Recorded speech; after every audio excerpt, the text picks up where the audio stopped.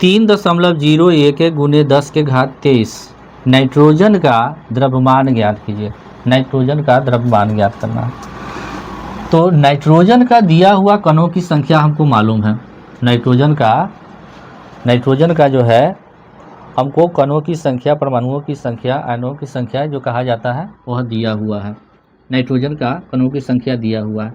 कहा कि नाइट्रोजन का द्रव्यमान ज्ञात कीजिए। तो द्रव्यमान ज्ञात करने का सूत्र हम जानते हैं क्या कि m इक्वल टू मोलर द्रव्यमान, molar mass into n upon n not होता है। इसका मतलब हो गया कि द्रव्यमान बराबर मोलर मास यानी मोलर द्रव्यमान, पदार्थ का मोलर द्रव्यमान गुणे कणों की संख्या, पदार्थ के कणों की संख्या बटा एवोगाड्रो संख्या होता है।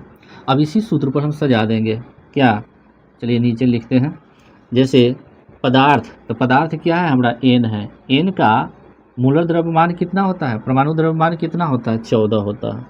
14 गुणे दिए हुए कणों की संख्या कितना है, नाइट्रोजन का कण कितना दे दिया, तो इसका कणों की संख्या, परमाणुओं की संख्या दे दिया हमको कितना, 3.011 गुने 10 के घात 23।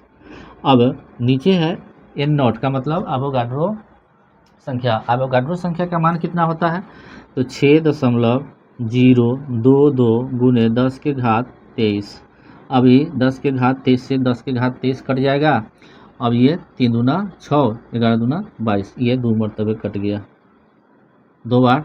अब ये 2 से ये 14 को हम काट देंगे, 2 सते 14, 2 सते 14। तो इस प्रकार से इसका आंसर क्या आ गया, 7 इसका आंसर हो गया। चलिए फिर अगला क्वेश्चन पर चर्चा करते हैं।